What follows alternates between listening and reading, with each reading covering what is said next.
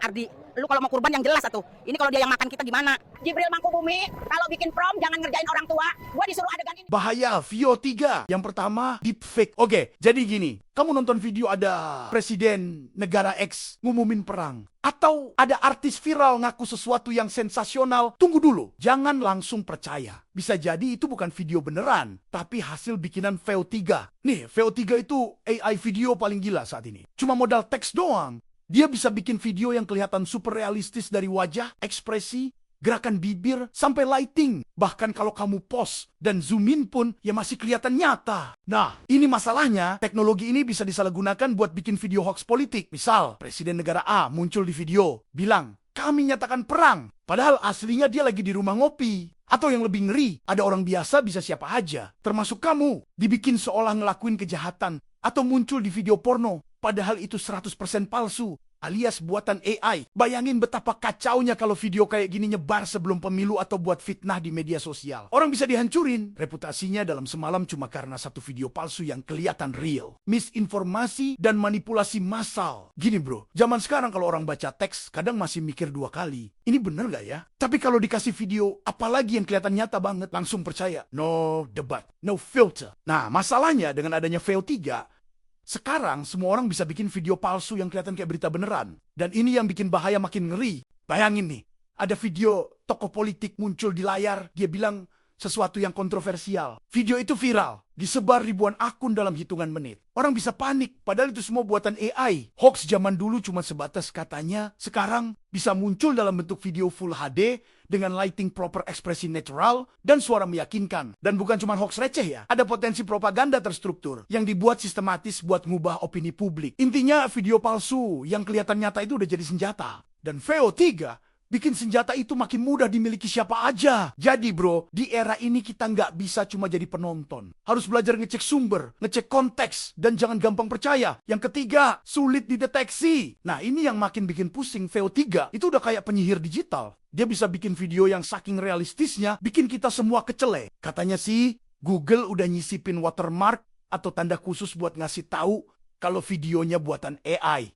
Tapi faktanya, watermarknya bisa dihapus, disamarkan, atau dimanipulasi pakai tool editing biasa atau tool AI gratisan yang lain. Jadi pertanyaannya kalau watermarknya hilang, gimana cara kita bedain mana video asli dan mana palsu? Buat orang awam yang nggak ngerti soal AI atau forensik digital, semua video itu ya kelihatan bener-bener aja. Apalagi kalau videonya rapi, ada suara, lighting cakep, terus durasinya pas, ya dianggap fakta. Dan meskipun sekarang udah ada tools pendeteksi deepfake, sayangnya belum ada yang bisa 100% ngenalin hasil Veo ketiga. AI-nya terlalu pintar. Dan kalau AI udah lebih pintar dari manusia, ya tinggal tunggu kacau aja sih. Privasi publik runtuh. Dulu kalau kita posting selfie di medsos, paling takut dicomot buat akun palsu. Tapi sekarang dengan teknologi kayak Veo 3, selfie kamu bisa dijadikan bahan mentah untuk bikin video palsu yang seolah-olah kamu ngomong, gerak, bahkan melakukan hal-hal yang gak pernah kamu lakuin. Seremnya semua itu bisa terjadi tanpa kamu tahu. Wajah-wajah publik kayak influencer, artis, atau politisi jelas jadi sasaran empuk. Tapi jangan salah, orang biasa pun gak luput. Bahkan cuma dari satu foto profil AI, bisa menghidupkan wajah kamu di video yang kelihatan asli banget. Bisa disalahgunakan buat hoax, fitnah, atau bahkan penipuan. Privasi yang dulu kita anggap aman, sekarang jadi ilusi. Dan makin hari, batas antara realita dan hasil manipulasi jadi makin kabur. Ini bukan lagi soal menjaga data, tapi menjaga identitas dan citra diri dari dunia digital yang makin liar. Identity theft dan pemerasan. Dengan teknologi kayak Veo 3, wajah siapapun bisa dipakai buat bikin video palsu yang kelihatan nyata banget. Nggak perlu jadi artis atau tokoh penting dulu. Orang biasa juga bisa jadi korban. Bayangkan kalau ada video kamu tersebar, padahal kamu ngerasa nggak pernah ngelakuin itu. Serem kan? Nah, video palsu ini bisa dipakai buat nyebarin skandal yang sebenarnya nggak pernah terjadi. Terus pelakunya bisa ngancem bayar, atau video ini gue sebarin. Ini udah masuk ke pemerasan digital, dan korbannya bisa siapa aja. Nggak peduli kamu influencer, karyawan kantoran, atau bahkan pelajar. Nggak cuma itu, mereka juga bisa nyamar jadi kamu buat nipu orang lain. Misalnya, pakai video call palsu buat minta transfer uang ke keluarga atau teman. Karena wajah dan suaranya mirip banget, orang yang ditipu nggak akan curiga. Ini bukan cuma soal teknologi canggih, tapi juga soal kepercayaan yang bisa dihancurkan dalam sekejap, merusak bukti digital di pengadilan. VO3 ini canggih banget. Saking canggihnya, sampai bisa bikin video yang 100% buatan, tapi kelihatan kayak kejadian nyata. Masalahnya, ini bisa bikin kacau sistem hukum dan media. Coba bayangkan, ada video yang dijadiin bukti di pengadilan, tapi ada yang nyeletuk, itu jangan-jangan cuma buatan AI doang. Nah, bukti digital langsung dipertanyakan validitasnya. Nggak cuma di pengadilan, dampaknya juga sampai ke dunia jurnalisme. Wartawan yang dapat video dari saksi mata jadi mikir 2 kali. Ini video asli. Apa hasil generate AI? Kalau semua orang bisa bikin video kejadian semaunya, siapa yang bisa dipercaya? Akhirnya, media bisa kehilangan kredibilitas.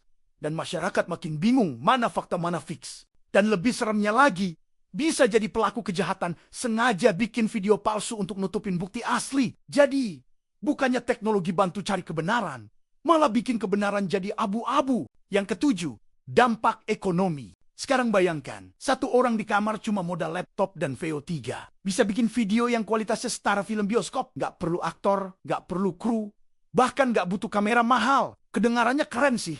Tapi buat industri kreatif, ini bisa jadi mimpi buruk. Banyak profesi yang selama ini jadi tulang punggung produksi, seperti sutradara, penulis naskah, editor, animator, aktor figuran, kameramen, mereka semua bisa perlahan tergantikan oleh AI.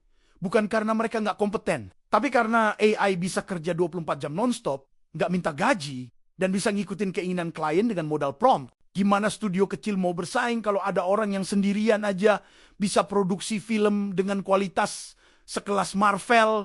Ini bukan berarti teknologi harus dimusuhi. Tapi kalau nggak diatur dengan bijak, kemajuan kayak VO3 ini bisa bikin ekosistem kreatif yang selama ini kaya warna dan penuh ide, jadi sepi dan monoton. Kita semua suka inovasi, tapi jangan sampai inovasi itu mematikan creator-creator yang udah puluhan tahun mencurahkan jiwa dan raganya buat bikin karya, eksploitasi anak, dan konten terlarang. Ini bagian yang paling gelap dan paling mengerikan dari kemajuan teknologi kayak VO ketiga.